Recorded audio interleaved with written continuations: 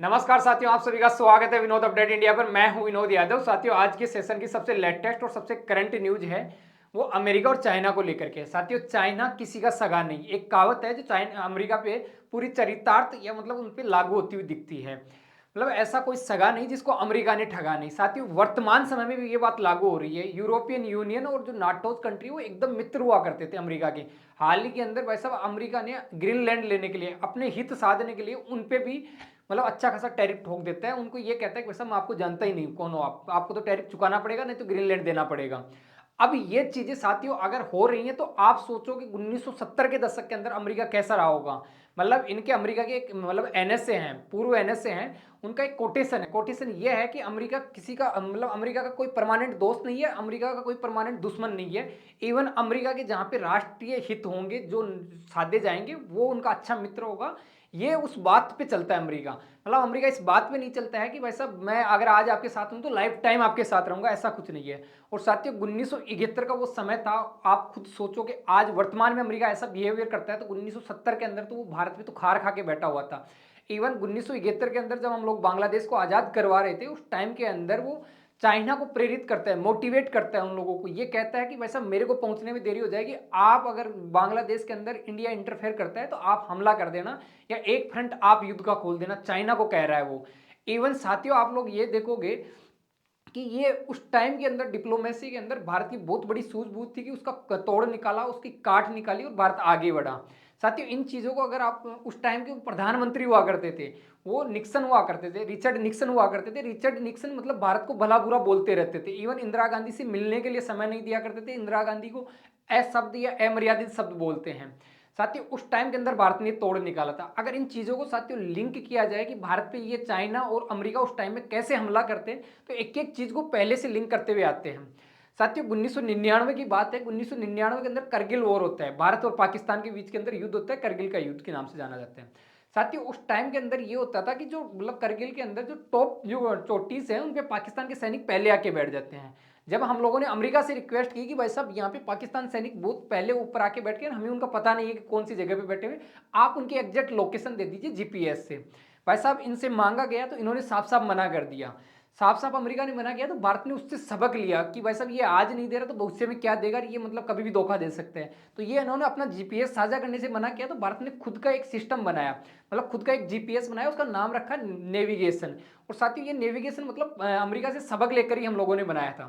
साथियों अमेरिका वो देश है जिसको मतलब इनके कोई भी राष्ट्रपति आ जाए, मतलब कोई भी राष्ट्रपति होगी, इनकी नेशनल सिक्योरिटी या फिर इनकी जो नीति होगी उसके अंदर ये चीज फिक्स है कि इनके जहां पे हित साधे जाएंगे वो उधर की तरफ झुका रहेंगे। और इसी के अंदर उस टाइम के अंदर जेरेड निक्सन हुआ करते थे इनके राष्ट्रपति। 1970 से लेकर 1975 के दशक की बातें हो रही हैं, जब इनके जो जेरेड निक्सन हुआ करते थे 1972 के अंदर इनके राष्ट्रपति, उस टाइम में वो पाकिस्तान की तरफ झुका हुए थे। उसका भी एक मोरल मतलब एक आधार था। ऐसे होता है कि जैसे भारत है अपने इंटरनल मैटर के अंदर किसी देश को एंट्री नहीं देता है कि वैसा आपको यहाँ पे चौधराहट करने की जरूरत नहीं है, आपको यहाँ पे पंचायती करने की जरूरत नहीं है। ऐसे ही पाकिस्तान है, वो पाकिस्तान के हमेशा मतलब मांगने की आदत रही है। ये मतलब बाहर की जो फंड होता है उसी पे सर्वाइव करता है। तो पाकिस्तान इनके कुछ पैसे डाले हुए हैं इनकी कटोरी के अंदर, उससे सर्वाइव करते हैं। और ये लोग पाकिस्तान को एक तरीके से लेबोरेटरी है, एक तरीके से प्रयोगशाला ही समझते हैं। कुछ पैसे दे देते हैं और इनसे जो काम करवाना होता है वो करवा लेते हैं। पाकिस्तान की डिप्लोमेसी होती है वो एकदम फेलियर है इसका मामले के अंदर। वो इनके इंटरनल मामलों के अंदर अमेरिका प्रॉपर मतलब इंटरफेयर करता है। और ये अमेरिका के लिए पाकिस्तान इसलिए भी मैटर करता है कि भविष्य के अंदर कभी चाइना को, भविष्य के अंदर कभी यूरोप को, रूस को अगर यहाँ से काउंटर करना हो तो साउथ एशिया के अंदर ये सबसे बहुत इंपॉर्टेंट लोकेशन है कि यहाँ से दोनों देशों को काउंटर कर सके। इसलिए ये एक तरीके से इनको गुलाम बनाकर ही रखते हैं। उस टाइम के अंदर भी ये इन्हीं की तरफ 1972 के दशक के अंदर भी जब बांग्लादेश को और पाकिस्तान का झगड़ा होता है उस टाइम के अंदर भी, उस टाइम में पाकिस्तान एक ही था। पहली चीज तो मैं आपको ये बता दूं, पाकिस्तान एक था। जब टुकड़े करके हम लोगों ने इनके दो गए थे कि एक पूर्वी पाकिस्तान था एक पश्चिम पाकिस्तान था, इनके टुकड़े किए तो एक पाकिस्तान बनता था एक बांग्लादेश बनता था। उस टाइम के अंदर ये प्रॉपर बांग्ला पाकिस्तान के पक्ष में हुआ करते थे। अब साथियों जब ये कहानी निकल के आती है कि भाई साहब जो 1971 या 72 का दशक हुआ करता था उस टाइम के अंदर हम लोग बांग्लादेश को आज़ाद करवाने के लिए, जो पूर्वी पाकिस्तान है उसको आज़ाद करवाने के लिए हम लोग संघर्ष कर रहे थे, हम लोग उस टाइम के अंदर उनका साथ दे रहे थे। उस टाइम के अंदर इस भाई साहब की एंट्री होती है। अब रिचर्ड जो निक्सन था उस टाइम में अमेरिका का राष्ट्रपति हुआ करता था, ये उस टाइम में भारत पर हमला करने की सोच रहा था। इवन यहाँ तक कि ये खुद तो हमला कर ही रहा था। इन्होंने उस टाइम में प्रॉपर चाइना को भी समर्थन किया था, मोटिवेट किया था कि भाई साहब आप भी हमला कर देना, हम लोग लेट हो जाते हैं, एक फ्रंट पे आप युद्ध खोल देना। अब साथियों ये घटना क्या थी, इसको एक एक चीज और थोड़ा सा डिटेल में जाए कि भाई साहब ये मतलब एकदम से ऐसे कैसे हो सकता है। तो आपको मैं बता दूं, ये जो आपको बिल्डिंग दिख रही है एक 5 स्टार होटल थी, और ये 5 स्टार होटल, इसका नाम है वाटर गेट। और ये वाटर गेट होटल थी साथियों। तो इसके अंदर क्या था कि जब 1969 के अंदर ये जीत के आते हैं और ये जीत के राष्ट्रपति बनते हैं, 1969, 1970, 1971, 1972 तक ये राष्ट्रपति रहते हैं। पहला कार्यकाल पूरा कर लेते हैं, दूसरा कार्यकाल के लिए चुनाव लड़ रहे थे। ये चुनाव लड़ रहे थे तो ये जिस पार्टी से आते हैं वो रिपब्लिकन पार्टी है, जिससे इस टाइम के अंदर वर्तमान समय के अंदर डोनाल्ड ट्रंप राष्ट्रपति हैं। और एक दूसरी पार्टी अमेरिका के अंदर चलती है, वो डेमोक्रेट्स पार्टी चलती है, उसका जो बाइडेन पिछले वाले कार्यकाल के अंदर राष्ट्रपति रहा करते थे अमेरिका के, वो थे। अब इस बिल्डिंग के अंदर जो उस टाइम के अंदर 1972 के समय के अंदर साथियों, इसके अंदर जो कार्यालय मतलब एक तरीके से कार्यालय खोल रखा था एक पार्टी ने, उसका नाम था डेमोक्रेट्स। जो आज की मतलब आज की पूर्व इनके जो हाल ही के अंदर राष्ट्रपति रहा करते थे जो बाइडेन, उनकी पार्टी उस टाइम के अंदर जो अपना कार्यकाल थी वो यहाँ पर रखा करती थी 1972 में। ये भाई साहब उस टाइम में सिटिंग उस प्रेसिडेंट हुआ करते थे। इसने वहाँ की जो सीक्रेट एजेंसी हैं, वहाँ की जो मतलब खुफिया एजेंसी हैं, उनका मिसयूज करता है। मिसयूज इस बात को लिए करता है कि इसको चुनाव जीतने के लिए वहाँ के जो एजेंट होते हैं सीआई के, उनको इस जो होटल है इसके अंदर वो मतलब जासूसी के लिए लगाया जाता है। और उस टाइम के अंदर साथियों इस होटल के अंदर कुछ माइक्रो ऐसे मान लो माइक्रो सेंसिटिव ऐसे उपकरण लगाए गए थे, इक्विपमेंट लगाए गए थे कि वो दिखने में मतलब इतना आसानी से नहीं दिख पाए, और वो उनसे कुछ चीज़ें रिकॉर्ड की जाए, रिकॉर्ड करके उनको सुना जाए। और सुना जाए तो यहाँ से ये मालूम चले कि भाई साहब इन यहाँ जो डेमोक्रेट्स है, जो पार्टी के लोग हैं, वो क्या रणनीति बना रहे हैं। और इसको प्रॉपर रिकॉर्डिंग करवाई जाती है, इसकी कैमरे से अंदर पूरी रिकॉर्डिंग करवाई जाती है। इस बात का खुलासा कैसे हुआ, वहाँ पे एक गार्ड हुआ करता था, जो नाइट वॉचमैन होता है, वो वहाँ पे राउंड पे था, और राउंड पे था तो उसको एक ऐसा सीक्रेट मतलब गेट था, उस पर चिप टेप लगी हुई मिलती है। जब टेप लगी हुई मिलती है साथी, तो वो एक बार तो उसको नॉर्मली उतार के मतलब साइड में डाल देता है डस्टबिन में। जब उसको वो दोबारा राउंड पे आता है तो वहाँ पे टेप लगी हुई मिलती है। वो एक निशान था कि भाई साहब इधर से भी गेट है अंदर जाने का, ऐसा कुछ सारी चीज़ें। अब ये जब ये चीज़ें उसको शक हुई तो उसने पुलिस को बताता है, वहाँ पे पुलिस को बताता है, मीडिया के अंदर चीज़ें आती हैं। जब इसकी गहन अध्ययन किया जाता है तो वहाँ से 3 व्यक्तियों को गिरफ्तार किया जाता है। जब 3 व्यक्तियों को गिरफ्तार किया जाता है तो ये मालूम चलता है कि ये तो भाई साहब सीआई के एजेंट है। और सीआई के एजेंट है तो यहाँ क्या कर रहे हैं, तो उनको मालूम चला कि यहाँ पे जो डेमोक्रेट्स हैं इस होटल के अंदर, इसका जो कार्यालय है, उनकी जासूसी करवाई जा रही है। और ये चीज़ें बाहर निकल के आएगी, वैसा ऐसे ऐसे इन्होंने इक्विपमेंट्स लगा रखे हैं, उपकरण लगा रखे हैं, माइक्रो लेवल के उपकरण है जो किसी को दिखे नहीं, और प्रॉपर इनकी जासूसी करवाई जा रही है कि वैसा ये मतलब क्या रणनीति बना रही है। अब ये चीज़ें उस टाइम के अंदर सबसे ज़्यादा मतलब बाहर निकल के आएगी, भाई साहब इन लोगों ने पूरा फोन टेपिंग करवा रहे हैं, सब कुछ करवा रहे हैं, और इन पे आरोप लगते हैं। तो उस टाइम के अंदर जो निक्सन हुआ करता था, वो निक्सन ने मतलब जनता की भावना को समझते हुए उस टाइम में अंदर कुछ मंत्रियों के इस्तीफे लेते हैं, और मंत्रियों के इस्तीफे लेते हैं कि भाई साहब देखो मेरे पे झूठे आरोप लगा रहे हैं, फिर भी हम लोग तो जनता के कहने पे हम लोग इनके इस्तीफे ले रहे हैं, हम लोग तो पूरी पारदर्शिता का खिलाफ मतलब ख्याल रखा जा रहा है। ये सब चीज़ें मतलब मोटिवेट करता है पूरी जनता को कि भाई साहब उसको एक तरीके से हथियार बना लेते हैं।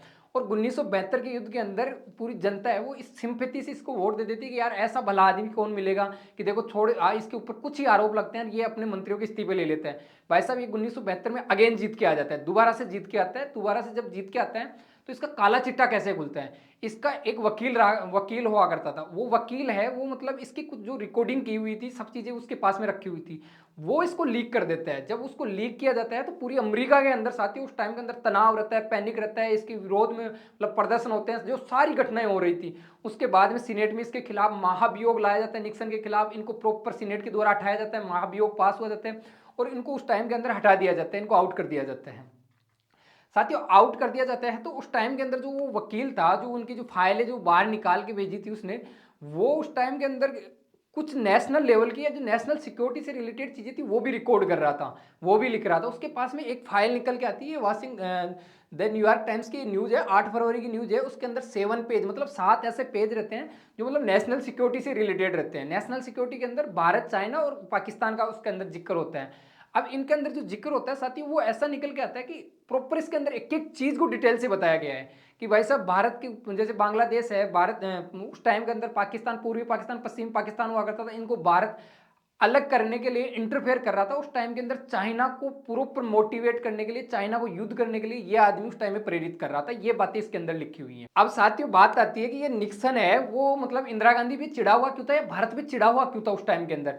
उसकी कहानी ये निकल के आती है कि उस टाइम में पाकिस्तान दो जगह पे स्टेबल था, मतलब पूर्वी पाकिस्तान, पश्चिमी पाकिस्तान। पश्चिमी पाकिस्तान जो आज का पाकिस्तान है, पूर्वी पाकिस्तान जो आज का बांग्लादेश है। अब ये एक ही पाकिस्तान हुआ करते थे, पूर्वी और पश्चिमी के नाम से। जो पूर्वी पाकिस्तान थे वहां पे बांग्लादेशी, जो आज के बांग्लादेशी हैं, उनको मतलब सरेआम वहां पे मारा जा रहा था। मतलब पूर्वी पाकिस्तान के लोगों को सरेआम मारा जाता, वहां पे मतलब नरसंहार किया जा रहा था। 30 लाख लोगों को सरेआम मार दिया था। और इवन जो लोग बच गए वो भारत के अंदर घुसपैठ कर रहे थे, भारत में घुस रहे थे। भारत के लिए इंटरनल बहुत बड़ी चुनौती थी। अब ये चीज जब भारत के सामने आई और भारत के पड़ोस में इतनी बड़ी घटना हो रही, तो पहले तो हम लोग लगभग सब देशों को इन्वॉल्व इंफॉर्मेशन भेजते हैं कि भाई ऐसा ऐसा हो रहा है। अब उसके अंदर उस टाइम में अमेरिका इंटरेस्ट नहीं लेता है, तो इंदिरा गांधी जी उस टाइम में अमेरिका भी जाके आती हैं। अमेरिका जाती हैं तो ये निक्सन है इंदिरा गांधी जी से मिलता नहीं है, इवन बाहर बैठ के वेट करके आ जाती है। इवन इनके जो मतलब उस टाइम के एनएससी हुआ करते थे, किसिंजर, किसिंजर ये कह रहा है कि उस टाइम के अंदर भारत के लिए बहुत गंदा बोला था। इवन जो मतलब इंदिरा गांधी जी उसके लिए निक्सन ने उस टाइम के अंदर अमर्यादित शब्द बोले थे, और ये मिलना ही नहीं चाहते थे हम लोगों से। अब ये लोग नहीं मिले उस टाइम के अंदर, हम लोग रशिया से भी मिलके आते हैं, साथियों रशिया से मिलके आते हैं। और ये उस टाइम के अंदर भारत को क्या कह रहा था निक्सन कि भाई साहब बांग्लादेश पे भारत, उस टाइम का पूर्वी पाकिस्तान हुआ करता था, तो पूर्वी पाकिस्तान पे कोई एक्शन नहीं लेगा, कोई वहां पे प्रतिक्रिया नहीं करेगा, भारत एकदम साइलेंट रहेगा। अगर भारत एक्शन लेता है तो हम लोग इंटरफेयर करेंगे। ये अमेरिका कह रहा है, निक्सन कह रहा है उस टाइम के अंदर। निक्सन उस टाइम के अंदर साथियों अपना इनका एक बेड़ा हुआ करता था, मतलब 7वें नंबर का बेड़ा हुआ करता था, उसका यूएस एंटरप्राइजेज नाम था। उसको बंगाल की खाड़ी में डिप्लॉय करने के लिए भेज दिया जाता है। अब साथियों ये बंगाल की खाड़ी के अंदर लिए आता है, उसी टाइम के अंदर भारत के और इससे पहले भारत की और रसिया के बीच में एक संधि होती है। उसके अकॉर्डिंग अगर भारत पे चाइना और अमेरिका कभी हमला करता है तो रसिया बीच में आएगा, रसिया साथ देने के लिए आएगा। तो इसी चीज को अगर हम लोगों ने फायदा उठाया, या हम लोगों ने जो जो सूझबूझ थी या कूटनीतिक हल था, वो यही निकाल के आया कि वैसा ये लोग जब हमारी तरफ बढ़ रहे थे उस टाइम के अंदर रसिया की जो पनडुब्बी थी, रसिया के युद्धपोत थे, वो बंगाल की खाड़ी के अंदर पहले आके खड़े हो जाते हैं, और वो मतलब इधर की तरफ बढ़ते हैं। जब ये बात अमेरिका को मालूम चली तो अमेरिका को मतलब रसिया के द्वारा साफ साफ कहते थे कि अगर आप वहां पे इंटरफेयर करोगे, आप वहां पे जाके बदमाशी करोगे, तो हम लोग वहां पे आएंगे, ये एक तरीके से वॉर हो जाएगा, युद्ध हो जाएगा। यहीं से अपने पैर पीछे खींचता है, कौन खींचता है? अमेरिका खींच लेता है। साथियों अमेरिका की तरफ उस टाइम की सबसे बड़ी कूटनीतिक जो चाल थी वो सफल होती हुई दिखी, तो वो इंदिरा गांधी जी की बहुत बड़ी पारदर्शी सोच थी, बहुत आगे का विजन था। और इन्होंने बहुत पहले जब ये घटना हो रही थी उससे पहले अगस्त के अंदर, ये घटना दिसंबर में हो रही थी, अगस्त के अंदर ही ये मतलब रसिया जाके जो संधि करके आती है, मैत्री संधि करके आती है कि भाई आप पे हमला होगा तो हम लोग आएंगे, हमारे ऊपर हमला होगा तो आप हमारे साथ देना, 20 साल की संधि करके आती है। ये भारत के लिए काम आती है। उस टाइम के अंदर साथियों प्रॉपर हम लोगों ने बांग्लादेश को अलग किया जाता है, बांग्लादेश को आज़ाद करवाया जाता है। जो इनके या खान उस टाइम के अंदर जो इनके जनरल हुआ करते थे, उसको प्रॉपर सामने वो सिलेंडर करता है, 93,000 सैनिकों के सामने सिलेंडर करता है, सामने बंदूकें रखता है, और प्रॉपर इन लोगों ने आत्मसमर्पण किया जाता है पाकिस्तानी सैनिकों का बांग्लादेश के अंदर। और ये पाकिस्तान की सबसे बड़ी हार थी उस टाइम में कि वैसा हम लोगों ने पाकिस्तान के टुकड़ा करके रख दिए, उस टाइम में पाकिस्तान को अलग अलग कर दिया गया। अब साथ ही उस टाइम के अंदर जो आयरन लेडी थी वो बांग्लादेश प्रॉपर पाकिस्तान के दो टुकड़े करती है, दो फाड़ करके रख देती है, भाई साहब एक पाकिस्तान था और एक नया बांग्लादेश बना दिया जाते हैं।